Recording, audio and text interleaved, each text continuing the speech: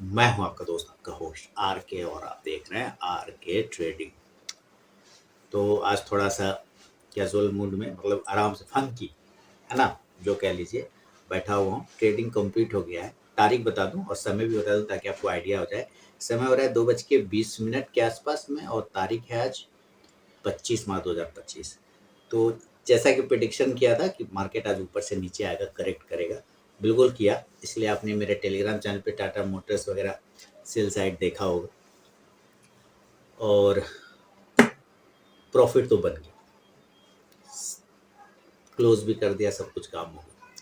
लेकिन यहाँ पे जो मैं आपसे बात करने आया हूँ, थोड़ा सा वही साइकोलॉजिकल वाली बात है, साइकोलॉजी वाली बात है।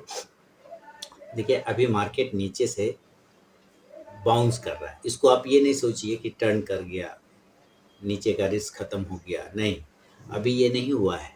ठीक है। तो आप कहेंगे भाई कैसे, कब होगा?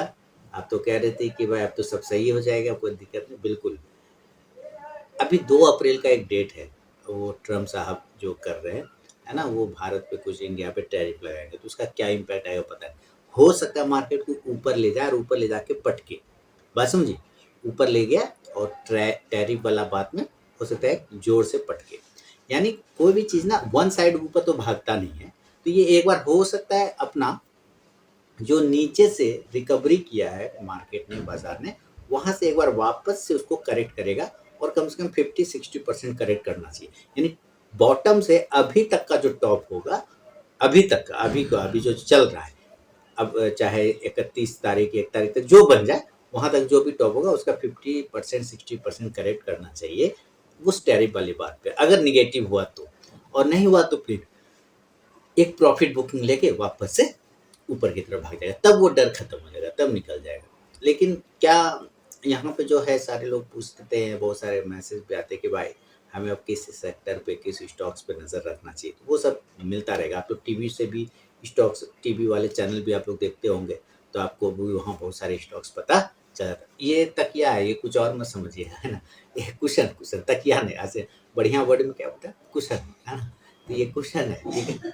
तो सोचते होंगे कि भाई अ, वहाँ स्टॉक्स मिल जाते हैं आराम से, बढ़िया-बढ़िया स्टॉक मिल गया आपको, जो बड़े-बड़े सूट-बूट वाले आते हैं। लेकिन क्या 2 स्टॉक, 4 स्टॉक जान लेने से आपका काम हो जाता है? सवाल ये है। इसलिए मैंने कहा ये साइकोलॉजी वाली बात करूँगा, कि 2 स्टॉक किसी ने आपको बता दिया, 4 स्टॉक किसी ने आपको बता दिया, तो क्या आपका काम हो जाता है उससे?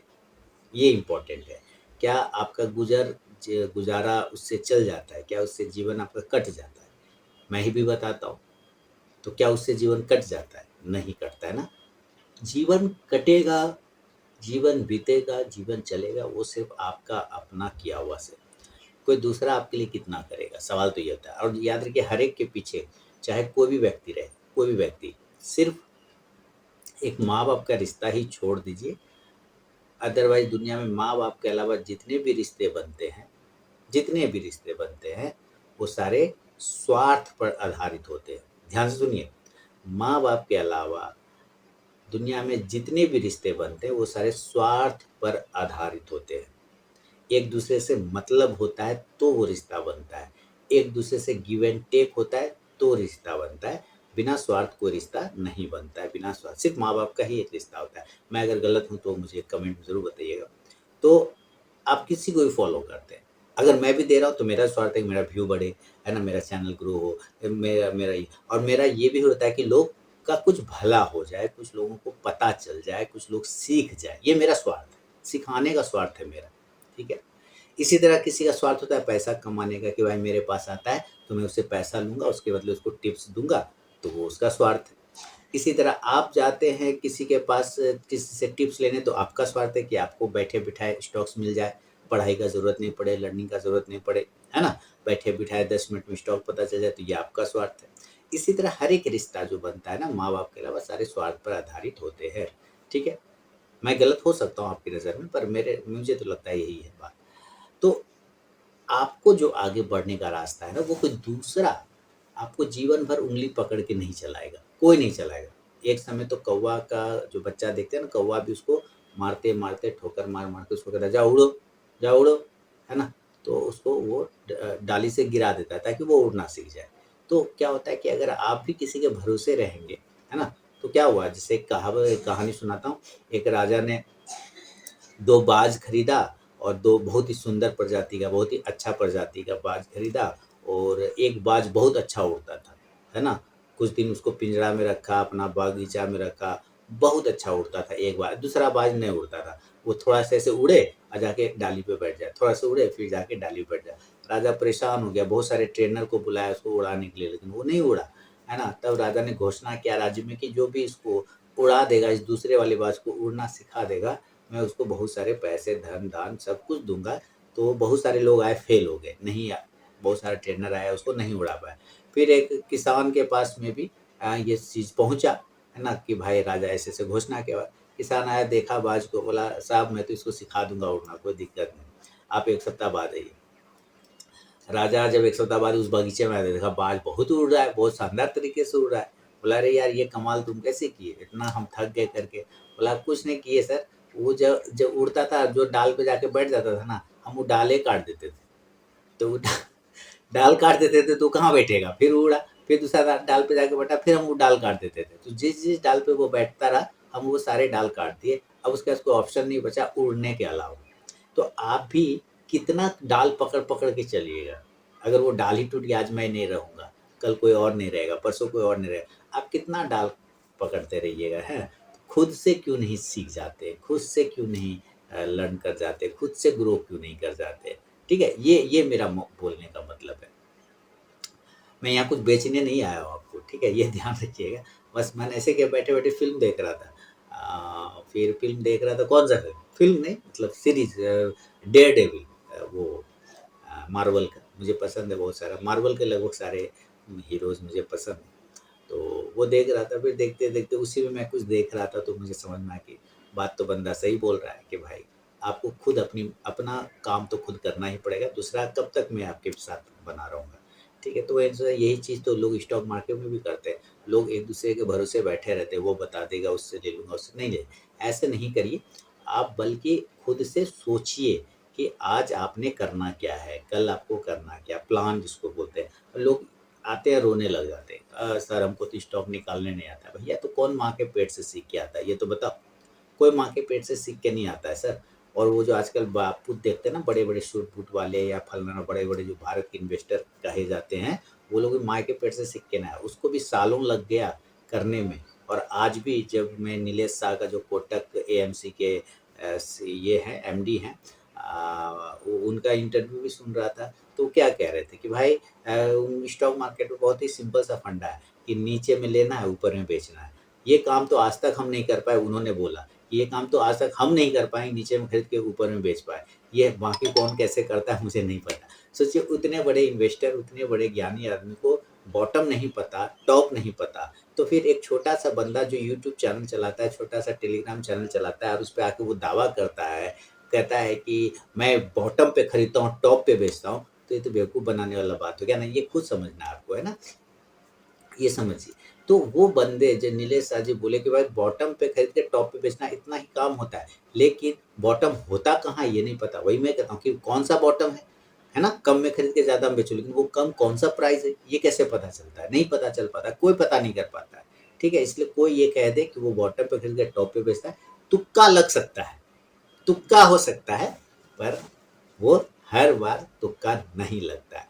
तो वो चीज़ें स्टडी की चाहिए और स्टडी में भी आप बॉटम और टॉप के चक्कर में पड़िएगा तो बर्बाद हो जाइएगा। कोई मार्केट का बॉटम नहीं पकड़ पाया, कोई टॉप नहीं पकड़ पाया, याद रखिए हमेशा। तो ये लेकिन फिर भी आप बॉटम के नज़दीक रह सकते हैं, टॉप के नज़दीक रह सकते हैं और ये नज़दीक रहने का एक ही कारण है, एक ही तरीका है, वो है आपका लर्निंग, वो है आपका आपका प्रोसेस, वो आपका मेहनत। मेहनत का कोई सब्स्टिट्यूट नहीं है। कोई कल आपने मैच देखा दिल्ली कैपिटल और लखनऊ सुपर जायंट्स का आईपीएल वाला, उसमें आशुतोष शर्मा जी को देखिए, है ना? उन्होंने हारा हुआ मैच को जिताया। हालाँकि वो पहले भी ये कारनामा कर चुके हैं, जब वो पंजाब में टीम में थे, तब भी उन्होंने मुंबई के खिलाफ ऐसा ही काम किया था। तो शानदार काम वो किए। क्यों? उनका मेहनत देखिए, बड़ा नाम नहीं है, काम बड़ा है। नाम बड़ा नहीं है, बस काम बड़ा है। बड़े-बड़े नाम वाले सब आउट हो गए, वो एक छोटा-सा नाम ला के टिका के निकाल दिया मैच। तो ये चीज़ मेहनत, मेहनत का कोई सब्स्टिट्यूट नहीं है। और मोटिवेशन कहते हैं ना, मुझे आप बोलने से मोटिवेशन मिलता है। मोटिवेशन आपके चारों तरफ फैला हुआ है और वो बाहरी मोटिवेशन आपका किसी काम का नहीं है। आपके अंदर सेल्फ जब तक अंदर से नहीं आप मोटिवेट होंगे ना, आपके लिए बाहरी मोटिवेशन कोई काम का नहीं है। बाहर थोड़ा देर किसी का बात सुन के आपको लगेगा यह जोश जग गया, मैं भी करूँगा, लेकिन थोड़ा देर बाद ठंडा हो जाएगा। लेकिन वो अंदर से अगर रियलाइज़ हो जाएगा सेल्फ, है ना? तो फिर वो मोटिवेशन आपके लिए बहुत ज़्यादा बेहतर है। 1 मिनट देख ले, बेटी गई है मेरी स्केटिंग करने, तो मैं देख रहा हूँ वो स्केटिंग कर रही है कि टाइम पास कर रही है, ज़रा कैमरा में देख लूँगा, नहीं तो क्या है ना, घर में कोई है नहीं, वो बदमाशी करते रहती है। चला रही है, स्केटिंग कर रही है ना? तो मैं ऊपर में हूँ, वो नीचे में है। तो क्या है कि आपको वो चीज़ें करना होगा। अगर आप नहीं कर पाएँगे सेल्फ मोटिवेशन, तो फिर पॉसिबल नहीं हो पाता है। अगर वो चीज़ें आप कर लें ना, तो ज़्यादा बेहतर, और वो सारी चीज़ें होता है। देखिए, 5 आदमी प्रॉफ़िट बनाता है, 10 आदमी प्रॉफ़िट बनाता है। सिंपल सा बात है, 5 आदमी प्रॉफ़िट बनाता है, 10 आदमी सिम प्रॉफ़िट बनाता है कि लोग कहते हैं। लेकिन वो 5 आदमी और 10 आदमी वो भी इंसान ही है ना, भगवान तो नहीं है मालिक कि भगवान है। नहीं है भगवान, वो भी इंसान है। लेकिन उसको लॉस से प्रॉफ़िट में आने का जो टाइम पीरियड है, वो कोई नहीं देखता है। वो उसको भी टाइम लगता है ना? मुझे भी टाइम लगा मार्केट को समझने, क्योंकि आप लोग तो बहुत खुशकिस्मत हैं जो अभी के जनरेशन आए हैं, उनके पास सोशल मीडिया है, उनके पास यूट्यूब है, फेसबुक है, इंस्टाग्राम है, बहुत सारे वेरियस तरीका है जहाँ पे लोग जान सकते हैं, सीख सकते हैं, समझ सकते हैं। हम लोग जिस दौर से शुरू किए वहाँ तो सही से फेसबुक नहीं आया, फेसबुक तो बाद में आया। हाँ, फेसबुक बहुत बाद में 2008 में आया ना?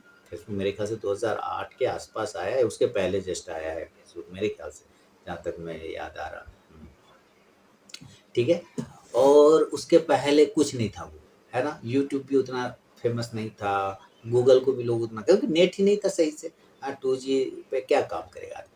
तो और ये सारे सिस्टम भी नहीं थे उतने कि लोग जान सके, समझ सके, ना इतना यूट्यूब कल्चर था, कुछ नहीं था। लेकिन लोग जो करना चाहते हैं, जो समझना चाहते हैं, जो सीखना चाहते हैं, वो चीज़ों का रोना नहीं रोते कि मेरे पास ये सामान नहीं है, मेरे पास वो सामान नहीं है, ये नहीं है, वो नहीं है। तब मैं कैफ़े में कर लेता था, ठीक है?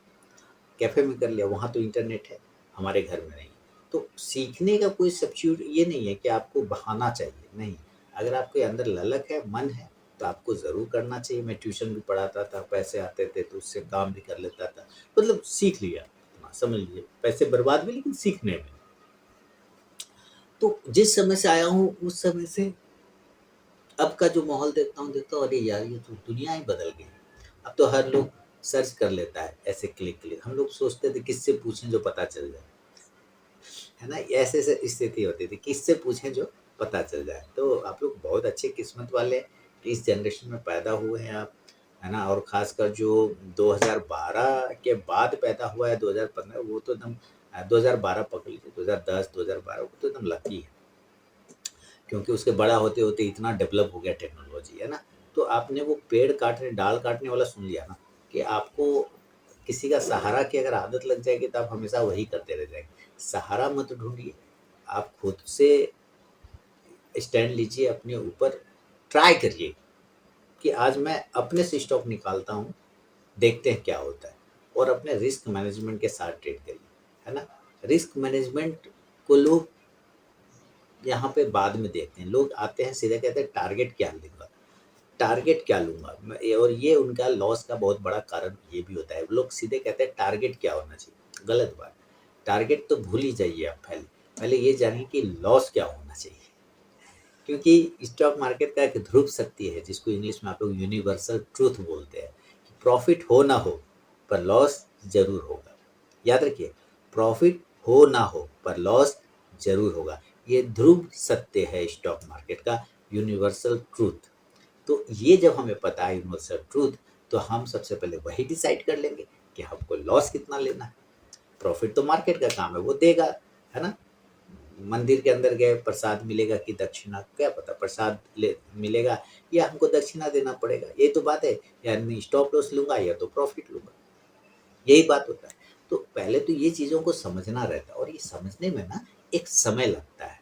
समय जो आता है ना, वो जो समय जो आप बिताते हैं सीखने में, किसी भी चीज़ को सीखने में, वो कभी बेकार बर्बाद नहीं जाता है दोस्तों। हमेशा याद रखिए वो बेकार बर्बाद नहीं जाता है। वो काफ़ी ज़्यादा आपको बाद में फ़ील आएगा कि अरे यार! ये हमसे आपको पता है मुझे सुई देना आता है, सलाइन दे चढ़ाना आता है। ये चीज़ें मैं डॉक्टर के यहाँ पे काम करता था तो मैंने ये चीज़ें सीखा। आज मुझे फ़र्क नहीं पड़ता मेरे घर में अगर कोई बीमार हो तो मैं अपनी सुई दे लेता हूँ। है ना? मुझे ये नहीं सोचना था कि 2 बजे उसको दर्द हो रहा है, 4 बजे दर्द हो रहा है, डॉक्टर कहाँ से आएगा, कंपाउंडर कहाँ से मैं दे लेता हूँ। क्यों मैंने वो सीखा, वो नॉलेज लिया तो वो कभी बेकार नहीं गया, है ना? एक सुई का मैं जैसे करता था, एक सुई देने का ₹5 मिलते थे। मैं मास में दिया मस्कुलर तो ₹5 वैन में दिया तो ₹10 होता था। अब तो बड़ा हो गया तो ₹100 हो गया वैन वाला और मास वाला ₹30 लेता है। कुछ लोग वैन में ₹50-60 भी काम चला लेता है, ठीक है? लेकिन क्या है वो नॉलेज है मेरे पास तो मुझे फ़र्क नहीं पड़ता है। मैं दे लेता हूँ सुई, है ना? हाँ, मुझे जब खुद लेना रहता है तो मुझे जाना पड़ता है दूसरे के पास, ये अलग बात है। लेकिन घर वालों को तो दिक्कत नहीं होता है, वो नॉलेज ये सोच लेता है अरे यार ये सीख रहा हूँ, ये कभी काम आएगा कि नहीं आएगा? आया ना, काम आ ही जाता है ना? तो ये चीज़ें मैं आपको बता रहा हूँ कि कोई भी तरह का अगर आपके पास नॉलेज है ना तो अच्छा अब आप कहेंगे कि साला ये तो इतना-इतना काम बोलता है, किया हुआ ट्यूशन पढ़ाता था, डॉक्टर के यहाँ काम किया है, झाड़ू दिया है, ये किया, वो किया। तो उसके लिए आपको पता मेरा जो मैं गया था दूसरे चैनल वाले ने जो मेरा इंटरव्यू लिया था, अब वो इंटरव्यू का वीडियो भी मेरे चैनल पे कहीं पड़ा होगा, ठीक है? और शायद आप लोग व्हाट्स कमेंट करेंगे तो आपको लिंक भी शायद मिल जाएगा, कोई दिक्कत नहीं डाल दूँगा। वहाँ पे मैंने पूरा जर्नी बताई कि मैंने कौन-कौन से काम करके यहाँ तक आया हूँ भाई। तो चीज़ें क्या है ना कि आपके पास जो नॉलेज है, आप जो भी गेन करते हैं पूरी लाइफ़, एक्सपीरियंस और नॉलेज कभी बेकार नहीं जाता, आपको काम आएगा ही आएगा, हमेशा आएगा काम, हमेशा आएगा, है ना? तो ये चीज़ें आपको पता होना चाहिए, ये चीज़ें आपको समझ में आना चाहिए। इसलिए आप अगर स्टॉक मार्केट में भी नॉलेज गेन करते हैं, समय बिताते हैं, तो वो कभी बेकार नहीं जाएगा, नॉलेज दे के जाएगा और नॉलेज का कोई सब्स्टिट्यूट नहीं है। याद रखिए हमेशा इस बात को और ये बात जो प्रॉफ़िट हो ना हो, पर लॉस तो ज़रूर होगा। इस लाइन को हमेशा याद रखिए। इसलिए मैंने 2-3 मेरे कोट हैं जो कि मैं हमेशा उसको दिमाग में रखता हूँ, दीवार में चिपका के रखता हूँ। जो प्रॉफ़िट बुक नहीं करता वो लास्ट में लॉस बुक करता है, ये तो आपने देखा ही होगा। दूसरा जो कल का लॉस याद रखते हैं, उन्हें आज का प्रॉफ़िट अच्छा नहीं लगता है। तीसरा, जिसने देखा दिन भर मार्केट, शाम में खाली उसका पॉकेट। यानी जो मार्केट को दिन भर ट्रेड करता रहेगा, वो रा शाम में या तो लॉस करके निकलेगा या अपना प्रॉफ़िट को कम करके निकलेगा। ठीक है? और क्या है, छोटा पेट और छोटा टारगेट जल्दी पूरा होता है ना? तो आप टारगेट छोटे-छोटे, छोटे-छोटे राहुल द्रविड़ की एक कहानी है एक वाक्य सुनाता हूँ। 350 या कुछ रन बनाने थे कुछ तो उसमें बैट्समैन उतरा खेलने के लिए तो राहुल द्रविड़ ने लोगों को यही कहा कि आप 350 रन मत देखो, आप पर बॉल देखो। आप 350 को देखो ही मत, आप पर बॉल देखो ना। ये बॉल आया इस पे मुझे रन बनाना है, ये बॉल आया मुझे इस पे रन बनाना है। आप वो पर बॉल देखते जाओ, रन अपने आप कंप्लीट हो जाएगा। यानी कि छोटे-छोटे, छोटे-छोटे करते जाओ काम, रन अपने कंप्लीट हो जाएगा। आप 350 दे अरे वाह! तो दिमाग खराब हो जाएगा। इसी तरह आप सीधे 10,000 प्रॉफिट सोचिएगा, 20,000 सोचिएगा, 50,000 सोचिएगा तो दिक्कत है। भाई छोटे-छोटे, छोटे-छोटे रोज़ लेके जाओ ना, अपने पूरा हो जाएगा। 42% आप मेरा देख रहे हैं ना, 10,500 से शुरू किया 18,000 पहुँचा दिया। सोचिए और अभी मार्च खत्म नहीं हुआ है। तो चीज़ों को आपको समझना पड़ेगा, आप समझेंगे तभी तो, आप चीज़ों को रियलाइज़ करेंगे तभी तो, आप छोटे प्रॉफ़िट का ताकत समझेंगे तभी तो। 1 आप छोटे चीज़ों का ताकत समझेंगे तभी तो, नहीं समझेंगे और सिर्फ़ बड़े-बड़े हमेशा वही कि टारगेट वैसा रखिए जो पहुँच में हो, पकड़ में ना हो। अब पकड़ में ना हो मतलब मंगल में ये तारा तोड़ के लाना पकड़ में नहीं है, लेकिन चाँद पे जाना तो संभव है ना, वो तो दिख गया है कि चाँद पे जा सकते हैं। तो टारगेट वैसा हो जो हमारे कैच में हो। हवाई जहाज़ वाला टारगेट ढूँढ लेंगे कि हमको एकदम उड़ के जाना है, तो संभव नहीं है भैया, है ना? वो हर बार नहीं, तुक्का लग सकता है, हर बार नहीं होता है। तो उम्मीद है चीज़ें आप समझ गए होंगे, जो निचोड़ है, इसका निष्कर्ष है, कन्क्लूज़न है वो यही है कि प्रॉफ़िट हो ना हो, लॉस तो ज़रूर होगा। तो सबसे पहले लॉस डिसाइड कर लीजिए और दूसरा ये कि टारगेट वो हो जो आपके पहुँच में हो, जिस पे पहुँचा जा सके, जो पकड़ में ना हो उसको काहे टारगेट लगाना। तारा तोड़ के लाना संभव नहीं है, चाँद पे पहुँचना संभव है, तो टारगेट वैसे 350 रन हमें नहीं देखना है, हमें पर बॉल देखना है, यानी कि एक-एक बॉल पे रन बनाते जाएँगे, 350 स्कोर पहुँच जाएँगे। लेकिन हम बड़े टारगेट से डायरेक्ट सोच लेंगे इतना प्रॉफ़िट होना चाहिए, तो उतना प्रॉफ़िट एक बार में सोचेंगे तो हो सकता है नहीं अचीव हो पाए। उसको को छोटे-छोटे टुकड़ों में लेते जाएँगे तो वो हमारा एंड ऑफ मंथ कंप्लीट हो जाएगा। तो कंक्लूज़न यही है, निष्कर्ष यही है। बहुत-बहुत धन्यवाद।